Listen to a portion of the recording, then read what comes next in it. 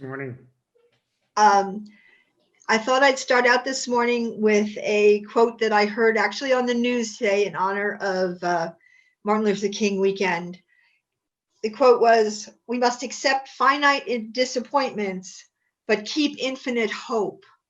And I thought, considering the whole situation that we're in and all that's going on in our world, that was a particularly salient point this morning. We have just a few announcements. The first one is that our class on compassion, making compassion work, is going. And Ann Bobinek is someone you would get in touch with if you're interested in joining them. The next session will be on the 27th of January. Also, next week, Diane Benedict is going to be doing the message. And she and I talked about a topic this morning. We're going to call it the alphabet soup of the gender spectrum. As many of you know, she has 2 foster children and her own daughter who are on the gender spectrum of trying to figure out where they fit. So we have some very personal stories that are going to be coming from Diane.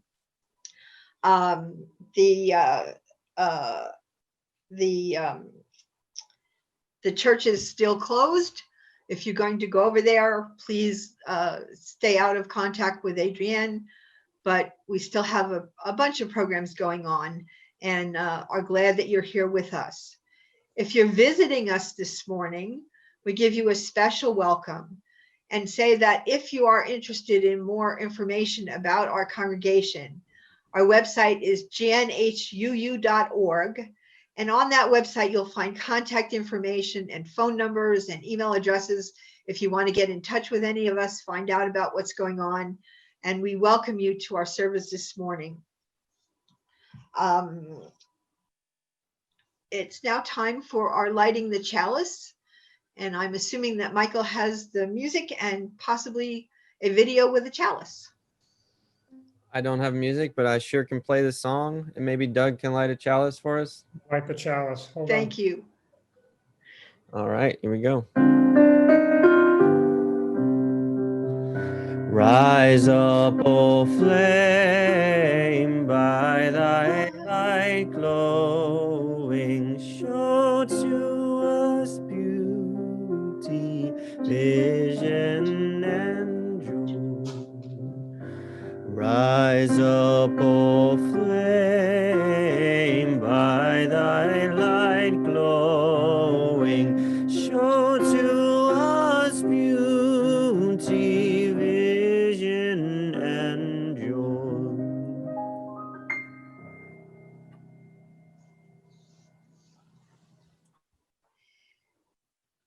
We are going to open our service with the Prelude, and then their opening hymn, it's Lift Every Voice and Sing. And join us as we participate and have Michael do this music.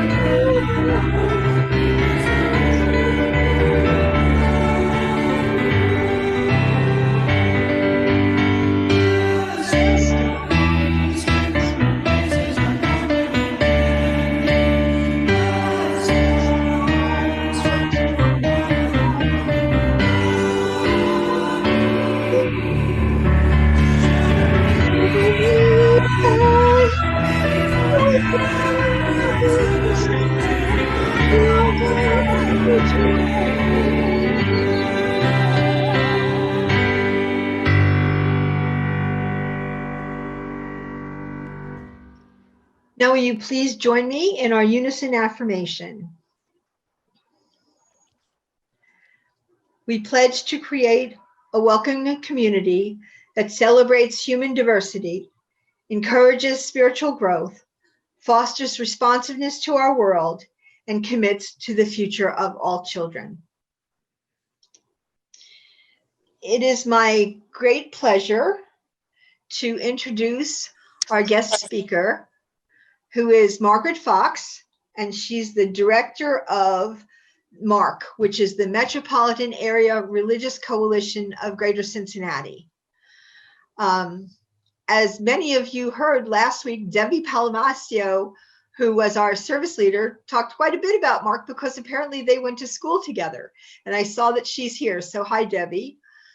I got to meet Peg basically when I started on the MARC Executive Board 14 years ago, which was the same time that Peg came back to Cincinnati to take on the executive directorship of MARC. She's been an inspired leader and has been involved in so many things in Cincinnati that it was difficult for me to hone it down for the spark, which I will be talking about later. But she's a great leader, and what she's going to talk about today is just fascinating. So I welcome you, Peg, to our service, and I'm looking forward to hearing what you have to say. Okay, thank you, MJ. Okay, thanks everyone. I was saying earlier that when I returned to Cincinnati, because I was born and raised here and had been away for 25 years in New Jersey, the Princeton, New Jersey area, that I had no idea that I would be coming back for a great recession and then a pandemic. So it's been quite a challenge and quite a ride, which isn't over yet. So thank you for making me feel at home this morning. So MJ, before I go into the Court Watch project, I also would like to announce that tomorrow is, as all of you know, Yes. Martin Luther King Day. And Martin Luther King was one of the main organizers that brought about the Fair Housing Act that was signed and passed by Congress and signed by President Lyndon B. Johnson. So it was when King was an organizer in Chicago, and he was joined by a couple of other organizations.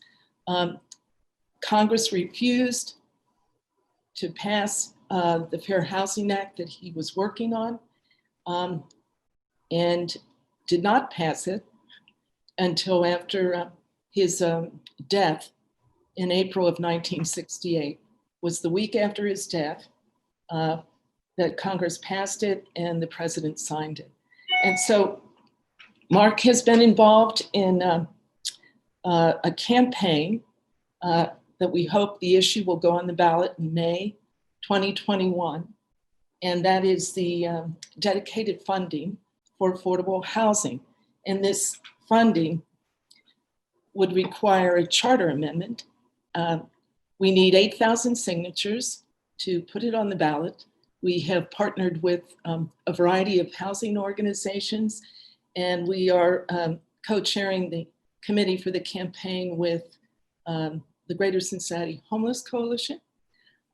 So Mark is sponsoring a petition, drive-through petition signing at its new office space, which is now in the United Way building, 2400 Reading Road. And we would welcome anyone who lives in the city and is a registered voter to drive through and sign the petition tomorrow between the hours of 1 and 3. We've posted this flyer on our website and Facebook page, and I think a few other organizations have posted it. So if you're looking for something constructive to do tomorrow to honor Reverend King, and you live in the city, and you're a registered voter, we would welcome you, driving through. It'll be safe and accessible. Okay, I had to make a plug for that, MJ. Awesome. Good. Okay, so the Court Watch project was, we conducted that in 20 2019 and 2020, and we will continue in 2021. So I want to just go over a summary, and then if all goes well, I'll post our conclusions and our recommendations so you can see them.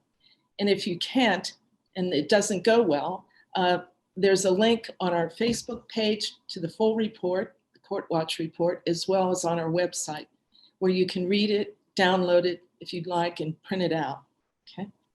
So Mark embarked on the Court Watch project now almost 2 years ago. We asked our annual meeting speaker at the time in 2019, Hamilton County Municipal Court Judge Fanon Rucker, what could Mark do to improve justice reform locally? After all, Mark does work on social justice issues to improve public policy, and in the process, civil discourse. His response was, come on into the Hamilton County Municipal Courts and observe the process. Watch what we do.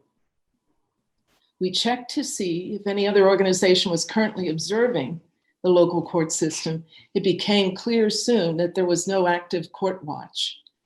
Mark was encouraged to go ahead by several justice organizations, including Ohio Justice and Policy Center, as well as the Legal Aid Society and the Public Defender Office. First, we looked at the state of Massachusetts in terms of a model to follow for our Court Watch and New York City's Court Watch project to understand what was required. Sometimes it's best to commit to something and then understand what's required. Mark had conversations with several people in the Court Watch field. Then the League of Women Voters, Cincinnati area, stepped up and asked if they could partner with us, followed by the Women's City Club of Greater Cincinnati. A checklist was designed to help our potential volunteer court observers during their observations and to collect demographic data, impressions, and types of charges based on state of Ohio laws. We eventually ended up with 12 questions, the last one being open-ended for observer impressions. We met with Judge Rucker to make sure our questions on the checklist were in alignment with the local court system and the state of Ohio Code of Regulations. We began with a month-long pilot project in August 2019. This included recruiting and training volunteers in July. The training panel was made up of a municipal court judge, one of the co-presidents of the League of Women Voters, and myself, from Mark. Approximately 30 volunteers turned out at the first training, and that attendance remained true throughout future trainings that followed. It is important to note that it was the volunteer observers at the first training who asked for a debriefing session with the judges they would observe. Mark incorporated that recommendation into the Court Watch project. It turned out to be one of the richest phases of the project. Court observers did approximately 700 observations during the pilot, which occurred in August 2019, and an additional 900 observations from the 2 court watches that followed. The data collection is imperfect. It improves as we learned more about the court process and types of charges from additional court watches. And when we began to work with a University of Cincinnati professor in statistics. Mark has now completed the first Hamilton County Court Watch report as of October 2020. And as I said earlier, it's available on our website, a link to it, as well as on our Facebook page. We know that there are several challenges to be resolved in our next Court Watch regarding the identification of charges and differentiating key points in the court process and how that impacts the data and its interpretation. We know the key strengths of the process and report, and they include the Mark Court Watch project filled a void that needed to be filled to provide feedback to our local court system. Second, it's helpful to have committed partners like the League of Women Voters and the Women's City Club. Third, trained volunteer observers lie at the core of a successful court watch. And fourth, an observer checklist is key as an instrument to collect basic data, such as demographic data. And the debriefing between the volunteer observers and judges that they observed lend a deeper understanding to both the observer, of the people who serve in our justice system, and the people who are defended until proven guilty. So the open-ended question was very telling from our volunteer observers. From the start, the Court Watch Project and its report was an exercise in participatory research whose purpose was and continues to be to improve our local court current justice system. Mark believes one of the most crucial ways to do this is through inclusion of all people who play a role in the court process and ultimately the justice system. Mark hopes that through the Court Watch Project and its report that the public policy process improves in our justice system and provides a deeper understanding of our local courts and enhances civil discourse as the project moves forward. Now, when we presented this project at our Delegates Council meeting in, that was in December, we noticed that, well, first of all, let me back up a bit. We had a municipal court judge, Gwen Bender, present, as well as the deputy manager of Ohio Justice and Policy Center, Sasha Naiman, to respond to the recommendations and conclusions.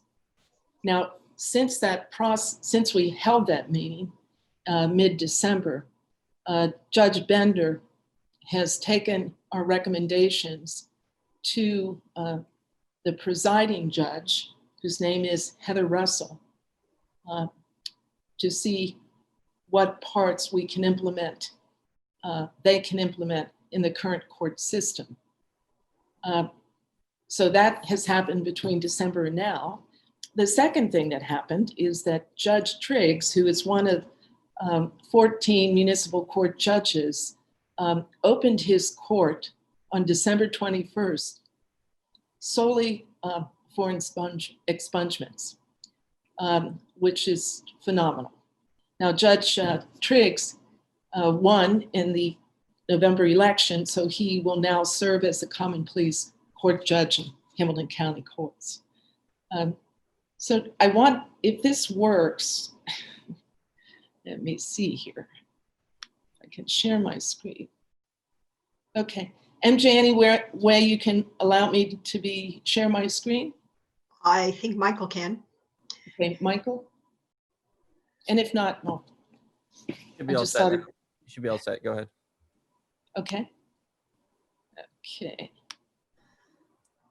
Let's see here.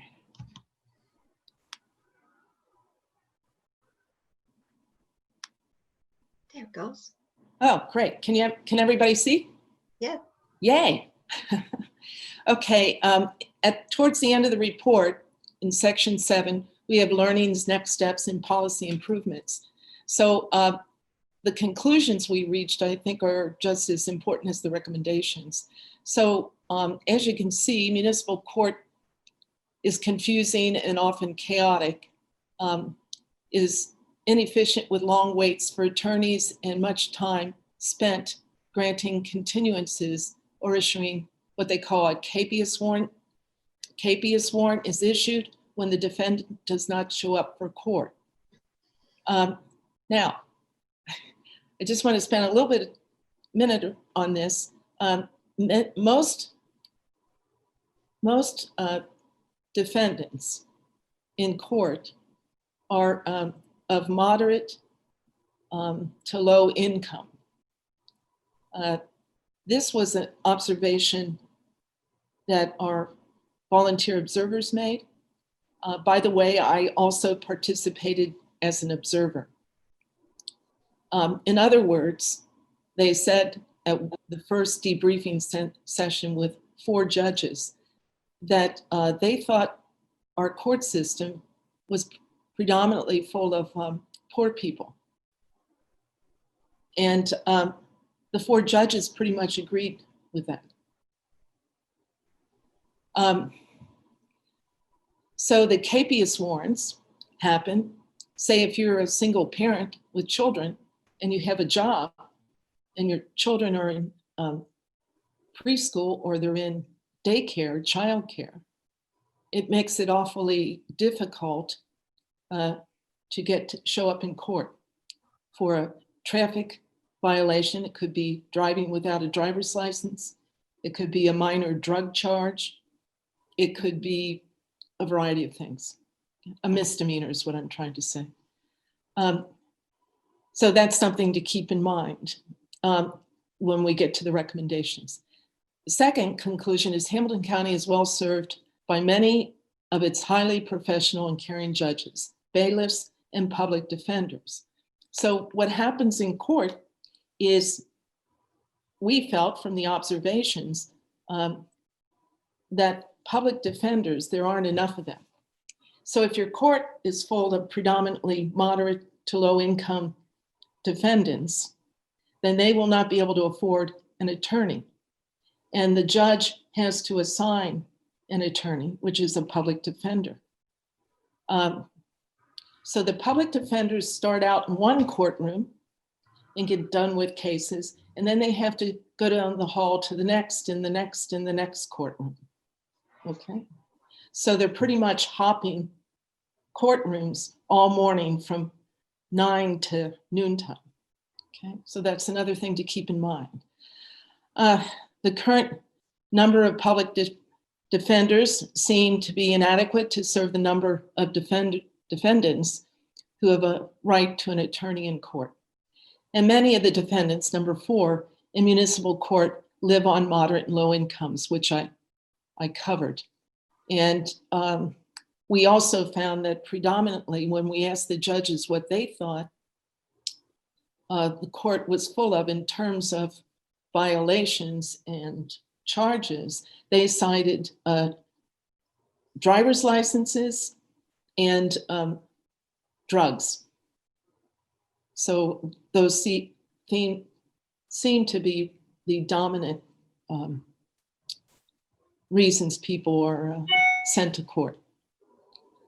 5, expungements are proceeding in Hamilton County Court and demonstrate the changes made in the state criminal code that they do have a significant local impact in the justice system. So I think it was 4 years ago when we all voted in Hamilton County and across the state of Ohio to lessen the number of offenses on the criminal code or to make them misdemeanors. And because of that, expungements could go ahead. So if a person has 1 or 2 expungements or low-level felony and they have been, their record has been clean for several years, they are entitled to file for expungement. So what we found in the court, the current observation or court watch, is most of the judges were signing, almost all of them, if they came before them, if the individual had gone through the process, they were signing expungements. So it meant that your vote to affect that process at the state level and the judge has trickled down to the local court system and is actually working. So Judge Triggs opening his court to finish up on expungements, we believe came directly from this observation and report, because he received this report along with all the other judges in October. Okay, so recommendations. MJ, how am I doing on time? Doing fine. Okay. Maybe a couple more minutes, and then we got a little bit of time for questions. Okay. So the recommendations are a video, web, written guides to how court works or what to expect to defendants could be helpful to them and their families. They could also help in standardizing basic process expectations across courtrooms. 2, the judges should convene a task force to recommend specific improvements to eliminate the inefficiency, long waits, and general confusion present in municipal courtrooms. And then we asked a variety of questions. The number of no-shows and the need to issue capious warrants could be greatly reduced if the process were made more efficient and defendants did not have to lose a day's work to appear for a 10-minute case that may be continued. And 3, state policy changes allowing for more expungements need to move forward. Hamilton County needs a review of charging standards in the county prosecutor's office.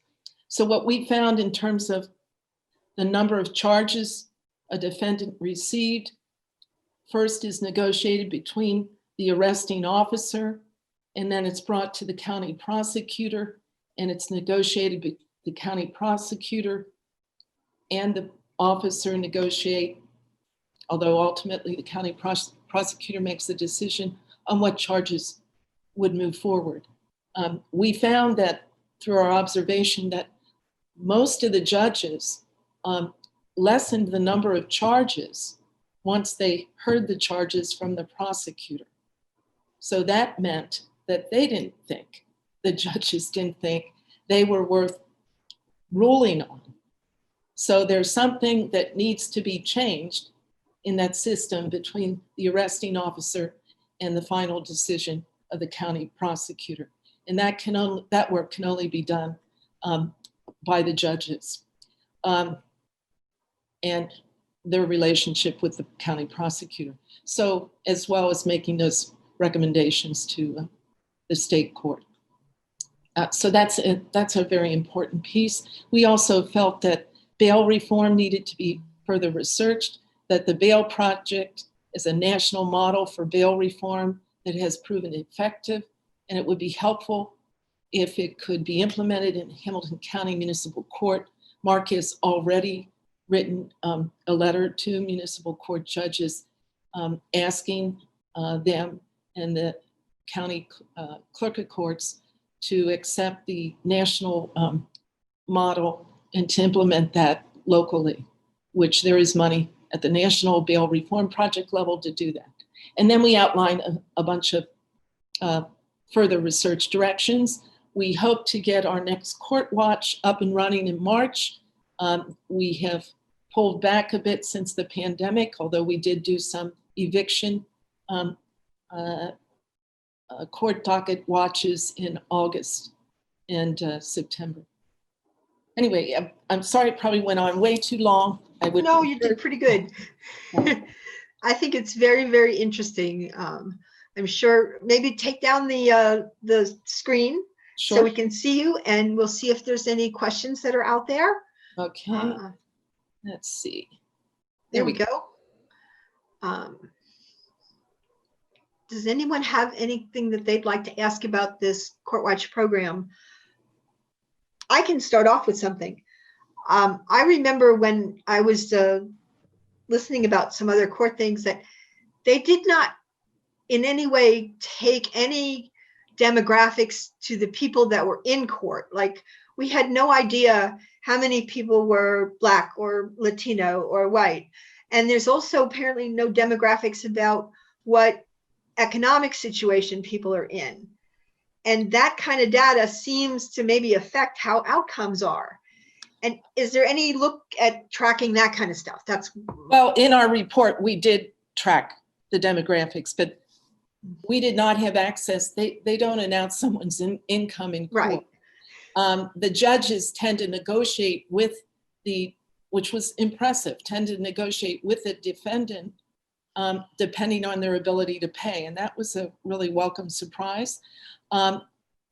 You have to go into each individual case record to get that kind of data. So I think in one of our recommendations or further research, we recommend that. But we did find that the courtroom was the defendants that we observed during those months. 2/3 were African-American and 1/3 were white. Okay. And just a very, very small percentage. I think we had 17 immigrants out of 900 observations. Wow. Yeah. So I know there was concern about that. The other thing to keep in mind is they may be being deported before they get to court. Okay. So, and that's a whole nother discussion. I see Carol raised her hand. Okay. Yeah. Hi, Carol. Hi, Peg. Just a question. I think I read in the report that 4 judges were observed. Well, no, actually, we observed all the municipal court judges. Okay. So at each observation, we observed 4, a good question, by the way, 4 judges. And we made sure during each observation that we had 2 Democrats, 2 Republicans, and that means they ran on a Republican ticket or a Democratic ticket, okay? That we had a combination of female and male judges, and that we had a racial combination. So let me explain. So we have 14 municipal court judges. We had 3 observations, the pilot, where we observed 4.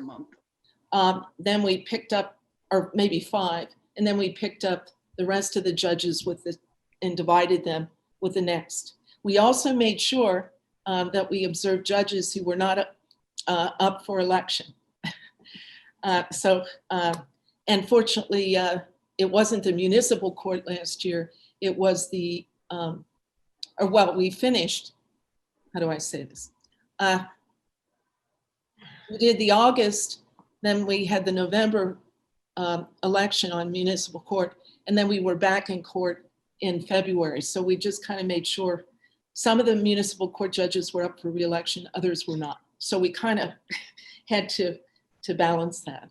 And it was, we found that it did not make a difference, that the political party did not make a difference at the municipal court level. I'm not sure what difference it makes at arraignment court, which is very important, as well as common pleas. So I also think by having observers in court, everybody was on good behavior. And many of the judges will tell you that's why they welcome court observers, is for that reason. Great. It makes folks be aware of that. So, but we were surprised at the even-handedness. And again, we debriefed between the volunteers and the judges. So we had a pretty good attendance by the judges who they observed. It was very civil. And I think the judges learned as much as the volunteers.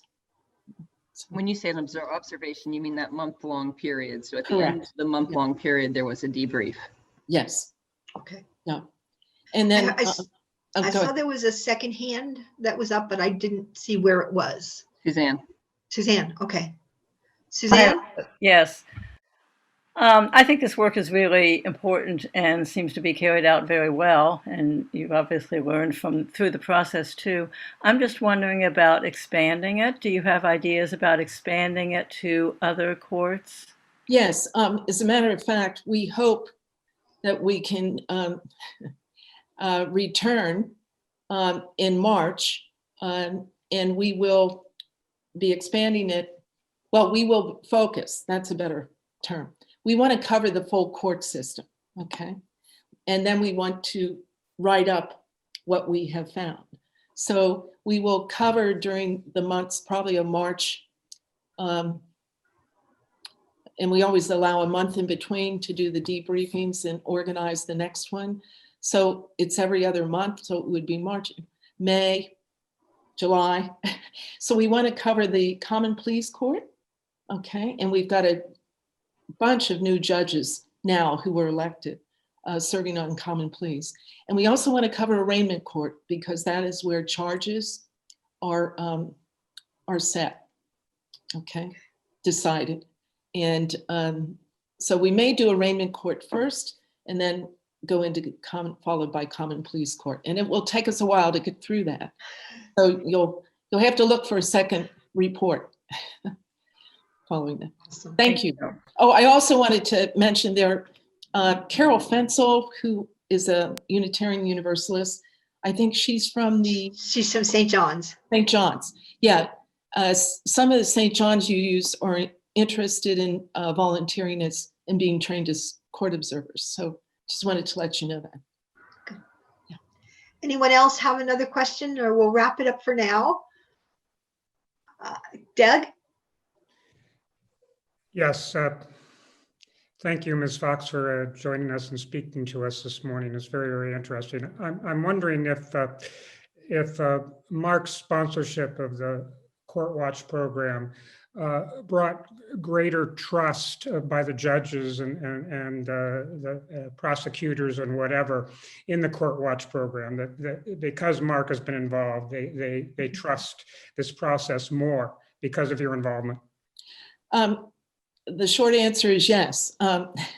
What I do before each court watch is I write a letter to the presiding judge explaining the watch. We also wear badges identifying ourselves as well as the sponsoring organizations, which helps particularly with the bailiffs and the guard at the court door. And I also wanted to mention that Mark's purpose or mission statement really speaks about the interfaith effectiveness. And that is to forego the luxury of separate ways when a common path can be found. We also do that on the ground when we're working on social justice issues and public policy. And it is really, really hard. We also bring that philosophy to our weekly executive board meetings, where we have 15 different denomination representatives at the table, and we don't speak about doctrine. We speak about working together to make the world a little bit better. So thank you for your question. Thank you. Well, Peg, you just took part of my next speech, which is an awesome thing. I was actually ready to quote the forego the luxury of our separate ways. It is now time for our offering, but before our offering, we're going to have a spark. And as you know, our spark is a monthly time when we highlight a social justice program that we're involved in. And then part of the offering, anything that is designated for that, in the case of our online offerings and even in the money you might send to church, will be designated to Mark so that it would be the recipient of those funds. We have been a part of Mark since the UU Council of Greater Cincinnati, which is the member of Mark, started. Actually, we started the UU Council to become members of Mark. And Mark is about 52 years old now. So we have been in pretty much from the beginning.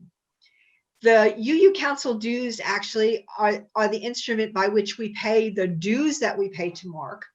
But in our churches, each of us, $4 of your pledge goes towards the UU Council, and $2 of that goes towards Mark, which is not a heck of a lot of money. In these financial times, Mark has had some issues.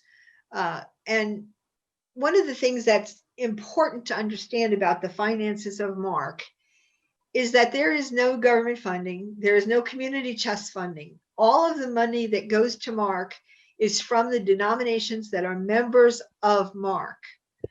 What that means is that Mark has a certain amount of independence that a lot of other organizations do not have when it comes to government, when it comes to the court system, all that sort of stuff. And Mark has been called the conscience of the city for a very good reason because of that. I see Carol smiling.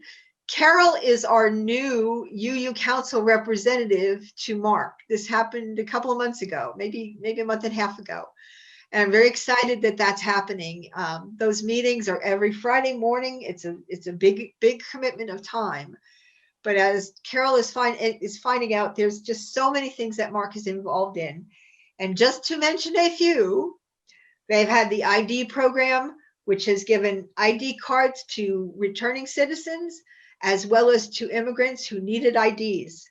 We've been involved in the ongoing work in police community relations, including the collaborative agreement, which when Elliot Isaac talked to the Delegates Council last week, he talked about still being in his mind as something that he uses in his ideas about how he polices in Cincinnati.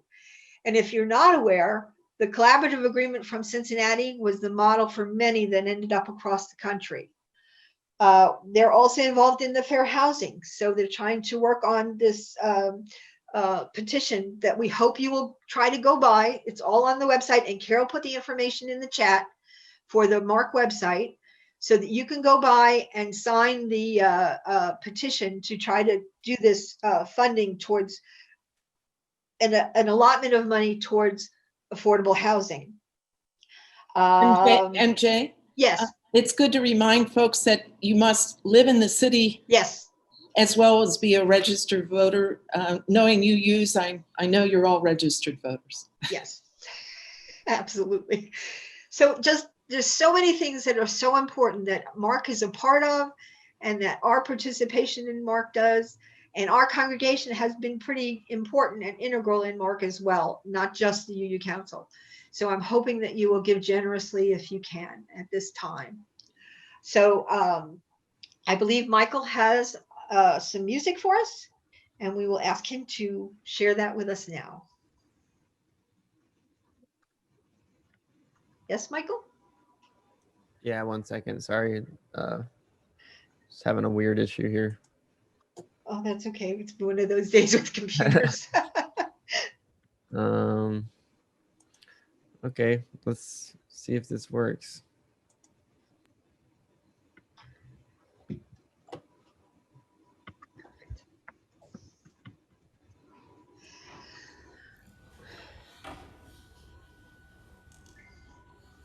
Okay.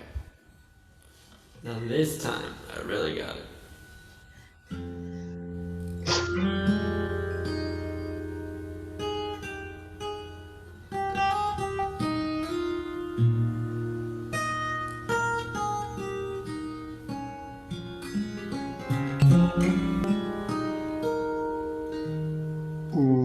Firebox? Is that?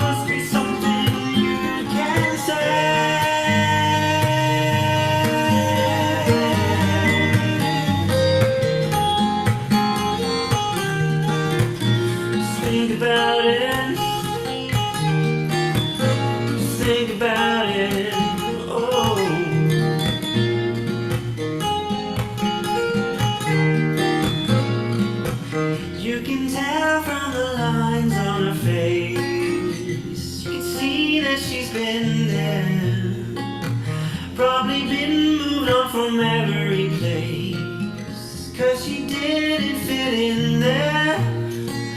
Oh, think twice, it's another day for you and me in paradise. Oh, think twice, 'cause it's another day for you and me in paradise.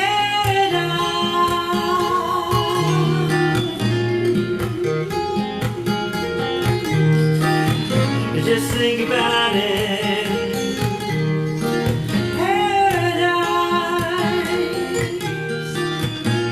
Think about it.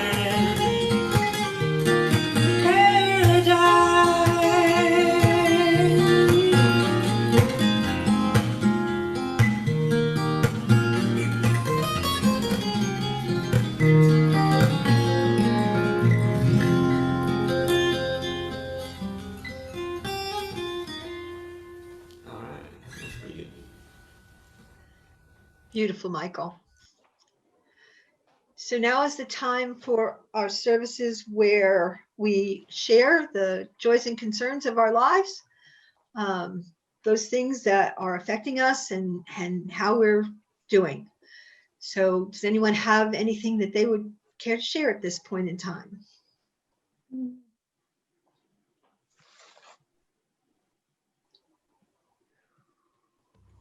I think Diane's waving. Okay. I don't know if you can see me when you share screens. Sometimes you can't see everybody. So, but hi everyone. I have great news. We are COVID free in our house. We thought we were having COVID, but we are not. So yay. However, our bonus prize for not having COVID is the kids have mono. So, you know, out of the two, yeah, mono's probably Maybe. better, but just by a small smidge. So yeah, we're very happy and very grateful. Thank you for all the well wishes and everything. So yay. And we have our cars back. For those of you who are following the car saga as well, we had 2 cars that were back. They're fixed, they're back, they're running. So if we wanted to go anywhere in this wonderful pandemic, we can. So yeah, things are working out. So thank you I'm guys. so glad to hear that. Anyone else? Andy Rotterman. Hi. I think a couple weeks ago I might have reported on my cousin's husband who had COVID. Anyway, he did. Well, they finally took him off the vent a couple days ago. So anyway, he was a good guy, and it's you know, I haven't seen my cousins. Well, I have seen him at family things, but you know, you lose contact after a while. But it's still a loss. And the funny thing is, his wife had it, and it only lasted about 4 days. And her son and his wife had it and got over it, but Chuck didn't. But I think I mentioned before, he's a Vietnam vet, so who knows what he went through when he was over there that compromised him. But anyway, it's just sad. I was Yeah. so sorry to hear that. Yeah, thank you. Yeah, This is something that's affecting so many families. I know. This is actually the closest it's been, and this is his first time I've had it in family. So not that Anyone it makes else? Yeah. Does anyone else have anything to share? Steph and Les Stacy. Okay. Steph, Les? It's good to have you visiting. I can't see you, but okay. We can't hear you for some We reason. can't hear. Is your mic plugged in? Well, while we're waiting for them, I want to say thank you to my son, Sean, who's letting me use his computer setup, which means he had to actually move it because he didn't want anybody to see his room. And it's nice to be here and be seen, but it is quite the production. So we'll see what happens in the future to try and remedy this. Did we get Steph and Les? Their mic No. doesn't seem to be working for some reason. Okay. Well, I'm glad you're here visiting. It's good to have you. Is there And- anyone? Yes. I just wanted to say a personal hello to Bill and Debbie Palmisano. And it's good to see both of you. Awesome. Debbie has a sister I've been friends with forever and have spent a lot of time with the family. So great to see you. It's a small world, isn't it, sometimes? Thanks, Peg. It's good. Very small. Thanks for Anyone being else? here today. Oh, there you are. For Steph and Les, if they can try and type their message in the chat window. There's a thought. There's something new. In the chat window are your links in case you need them. Whoops, I did something wrong. Oh, there's chat. Okay. You're able to read the chat, MJ. Yeah, I don't see it. Okay, well, we'll go on with our music for our final hymn, which is Turn the World Around. Oh, here it I'm is. sure Michael will be Yeah. awesome. I'll just read Laura's. Laura's got a joy real quick. Laura wants to wish her two brothers, David and Corey, happy birthday, and her dad too. No. Oh, awesome. I guess Laura's there too. I can't see them, but it's Yeah, good to she is. have you this morning. Thank you for coming. Hey, Michael, are you gonna sing happy birthday? Sure, we can sing happy birthday. Why not? Well, I got strings going on there too. What's going on there? Oh, that's why. Here we go. Happy birthday to you. Happy birthday to you. Happy birthday to their family. Happy birthday to you. And this is why we don't try to sing communally online. But we will have our private singing while we listen to Michael and enjoy Turn the World Around.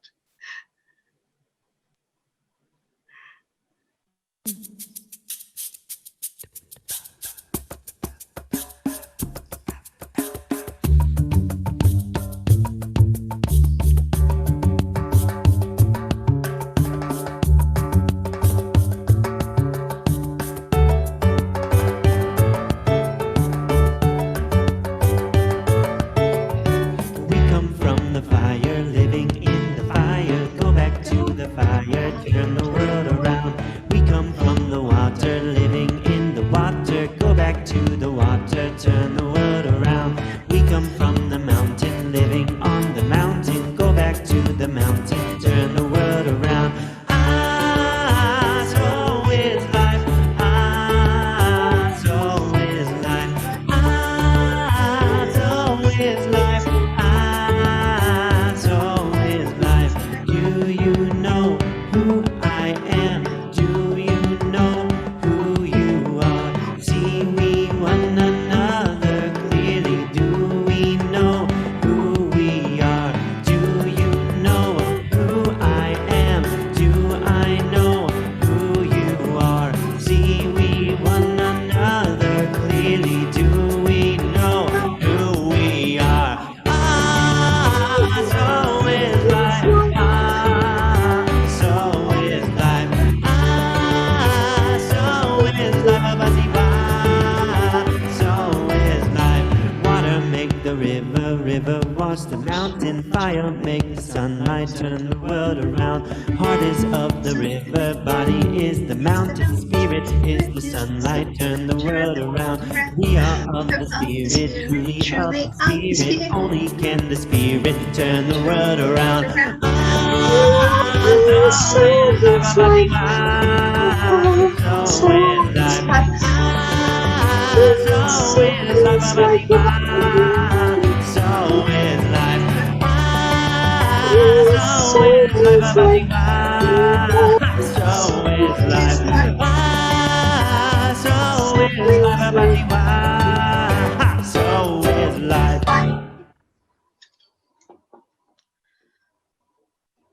Okay, I have some closing words that I got this morning, and they're originally from Gandhi. Keep your thoughts positive because your thoughts become your words. Keep your words positive because your words become your behavior.